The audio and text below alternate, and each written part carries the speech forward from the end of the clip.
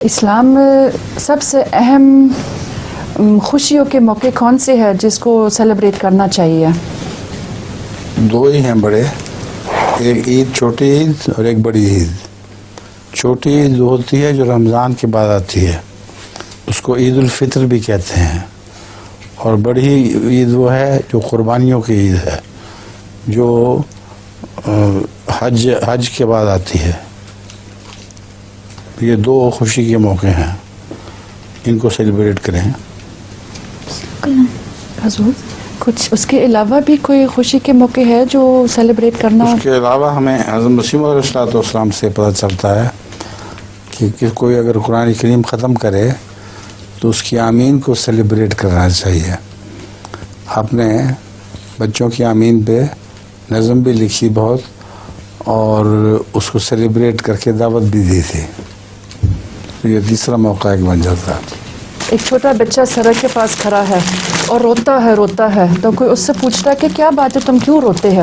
تو وہ کہتا ہے کہ کوئی گاڑی نہیں آتی ہے۔ تو وہ پوچھتا ہے کیوں، کوئی بات نہیں، گاڑی نہیں آتی ہے؟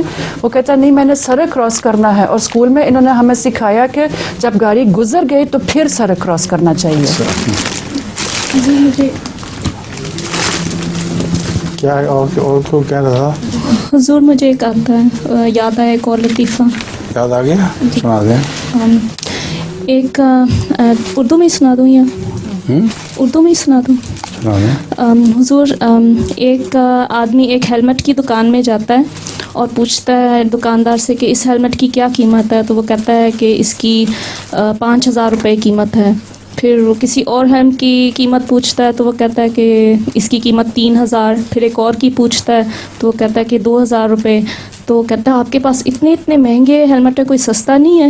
تو وہ کہتا ہے اس کی قیمت 20 روپے ہے، یہ لے لیں۔ تو اس کو وہ شخص کہتا ہے کہ آپ کے پاس اتنا سستا آپ نے کیسے بنا لیا ہیلمٹ؟ زیور؟ نہیں، ہیلمٹ نہیں جو پہنتے سر کے اوپر جب موٹر سائیکل چلاتے ہیں۔ اچھا۔ ان کی قیمت سب کی پہلے پوچھتا ہے تو بہت مہنگے ہوتے ہیں۔ تو کہتا ہے آپ کے پاس کوئی سستا نہیں ہے؟ تو وہ کہتا ہے کہ یہ 20 روپے کا ہے، یہ آپ لے لیں۔ تو وہ شخص جو خریدنے والا کہتا ہے کہ اتنا سستا آپ نے کیسے بنا لیا، یہ باقی تو اتنے مہنگے ہیں۔